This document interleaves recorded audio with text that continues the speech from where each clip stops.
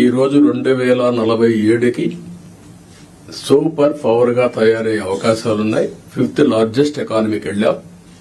By 2029 3వ largest ఎకానమీకి reach అవుతాం.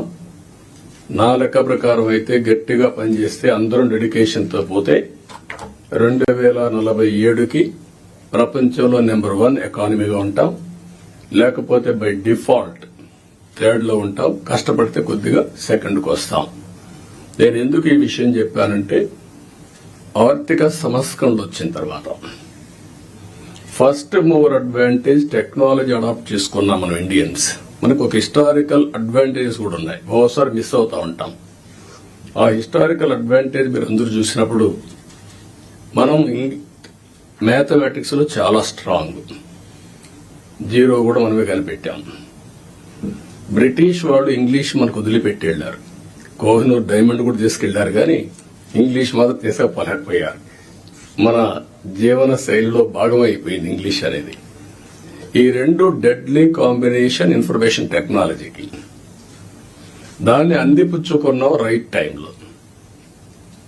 ఈరోజు హైదరాబాద్ నగరాన్ని మీరు నాలెడ్జ్ సిటీని మీరు చూస్తున్నారు. ఎప్పుడైతే ఇదే ఆఫీసర్లు ఇప్పుడు కొంతమంది ఇక్కడ కూడా ఉన్నారు. 1995లో ప్రారంభించాం. 9 ఏళ్లలో బెస్ట్ ఎకో సిస్టమ్ క్రియేట్ చేశాం. తర్వాత వచ్చిన పాలకులు ఎవరు కూడా విధ్వంసం చేయలేదు కాబట్టి ఇప్పటికి కూడా దాని ఫలితాలు ప్రజలు ఎంజాయ్ చేసే పరిస్థితికి వచ్చారు. అదే సమయంలో 3వది మీరు గుర్తుపెట్టుకోవాల్సింది యంగ్స్టర్స్ అనేది డెమోగ్రఫిక్ అడ్వాంటేజ్ ఇండియాకు వచ్చింది.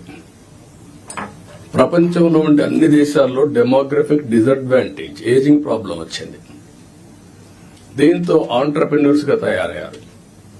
ఈ రోజు ప్రౌడ్ గా నేను చెప్పగలుగుతున్నాను, ప్రపంచం మొత్తం హైయెస్ట్ పర్ క్యాపిటా ఇన్కమ్ సంపాదించే వాళ్ళు ఇండియన్స్. అందులో 33% తెలుగు వాళ్ళు. అంటే ఒక ప్రభుత్వం యొక్క విధానం, ఆ రోజు మనం తీసుకున్న పబ్లిక్ పాలసీ 25 ఏళ్లలో మనం ఊహించని పరిణామాలు, ఊహించని ప్రగతిని మనం సృష్టించే పరిస్థితికి వచ్చాం. ఇవన్నీ గతంలో చేసిన పనులు ఎందుకు గుర్తు చేస్తున్నానంటే ఈ రోజు మీరు చేయబోయే పని భవిష్యత్తులో ఒక చరిత్ర సృష్టించే పరిస్థితి వస్తుంది. ఇప్పుడే మిత్రులు చెప్పినట్టు మేము ఈ 5 ఏళ్లలో ఒకరిద్దరుగా అందరం సఫర్ అయ్యాం. ఎన్ని విధాల సఫర్ కావాలో అన్ని విధాల సఫర్ అయ్యాం. అయితే మా కమిట్మెంట్ మాత్రం ఎట్టి పరిస్థితుల్లో ఏమీ చేయలేరని నిరూపించుకున్నాం. అందుకే ఈసారి ప్రజలు మీరు చూస్తే ఒక హిస్టారికల్ మ్యాండేట్ ఇచ్చారు. నేను చాలా సంవత్సరాలుగా రాజకీయాల్లో ఉన్నాను, కానీ తెలుగుదేశం పార్టీ వచ్చి కూడా 43 ఏళ్లు అయింది. కానీ ఈసారి ఇచ్చిన మ్యాండేట్ చూస్తే ఎప్పుడూ రానంత మ్యాండేట్, ఒక హిస్టారికల్ మ్యాండేట్ ఇచ్చారు.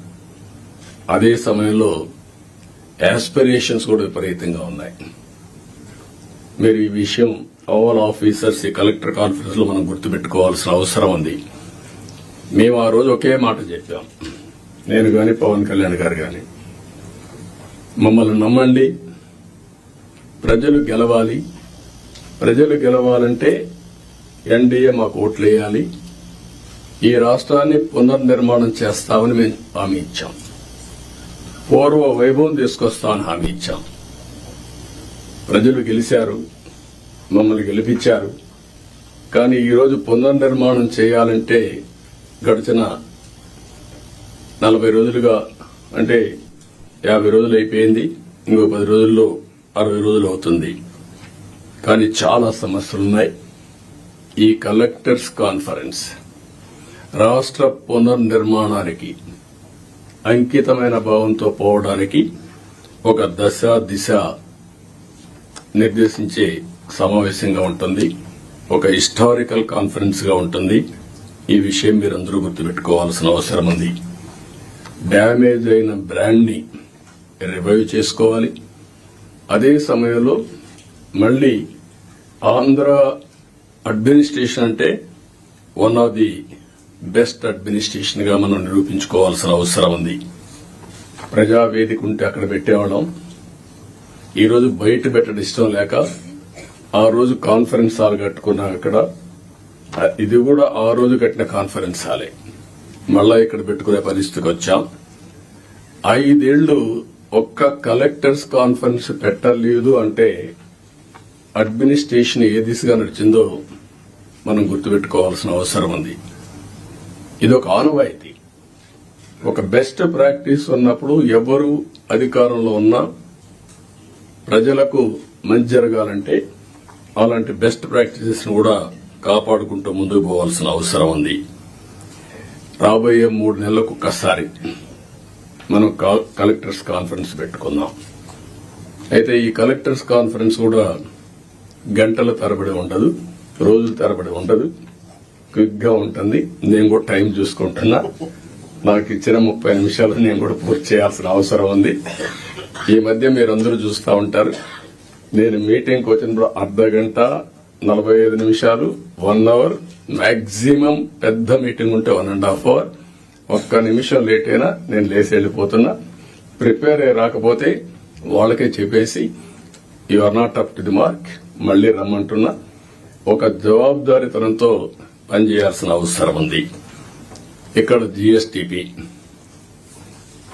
మీరందరూ కూడా గుర్తుపెట్టుకోవాలి. కొన్ని శాఖలు రాష్ట్ర అభివృద్ధికి దోహదం చేస్తాయి. ఎక్కడైతే జీఎస్టీపీ రాష్ట్ర ఆదాయానికి కోరిలేషన్ ఉంటుంది, అభివృద్ధి జరిగితే ఆదాయం వస్తుంది, ఆదాయం వస్తే సంక్షేమ కార్యక్రమాలు చేస్తాం. ఈ విషయాన్ని కూడా మీరు గుర్తుపెట్టుకోవాల్సిన అవసరం ఉంది. పబ్లిక్ సాటిస్ఫాక్షన్, అభివృద్ధితోనే పబ్లిక్ సాటిస్ఫాక్షన్ ఉండదు. ఆ విషయం కూడా గుర్తుపెట్టుకోవాలి. అభివృద్ధి చెయ్యాలి, ప్రజలకు మెచ్చే పాలన ఇవ్వాలి. అది ఒక ముఖ్యమంత్రో, ఒక డిప్యూటీ సీఎంఓ, ఒక మంత్రో కాదు. ఇక్కడి నుంచి లాస్ట్ మైల్లో ఉండే లాస్ట్ ఫంక్షనరీ కూడా, ఆర్ లాస్ట్ మైల్లో ఉండే పొలిటికల్ ఫంక్షనరీ కూడా ఈ ప్రభుత్వ ఇమేజ్ ని నిర్దేశిస్తారు. ఈ విషయం మీరు గుర్తుపెట్టుకోవాలి. అలాంటి అందరినీ కూడా ఒక ప్రాపర్ డైరెక్షన్ గాని, ఒకవేళ అవసరమైతే దారి తప్పినప్పుడు కంట్రోల్ చేయడం గాని చాలా అవసరం.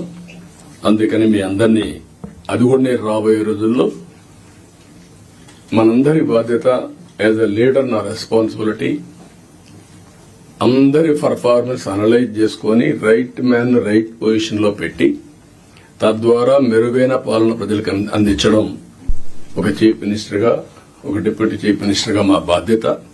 దానికి మేము కట్టుబడి ఉంటాం. దాన్ని కూడా ఎప్పటికప్పుడు అనలైజ్ చేసుకుంటాం. నాతో సహా నా పర్ఫార్మెన్స్ అనలైజ్ చేసుకోవడం. అందుకే ఏమాత్రం భేషజాలు లేకుండా పవన్ కళ్యాణ్ గారు ఒక మాట అన్నారు, నేను ఇంకా నేర్చుకుంటానని. నేర్చుకోవడం అనేది అనునిత్యం చేయాల్సిన పని. Learning and delearning is a continuous process in life. మీరు నేర్చుకుంటే ముందుకెళ్తారు, నేర్చుకోకపోతే అక్కడి నుంచే డిట్రియేషన్ స్టార్ట్ అవుతుంది. ఈ విషయం కూడా మీరు గుర్తుపెట్టుకోవాల్సిన అవసరం ఉంది.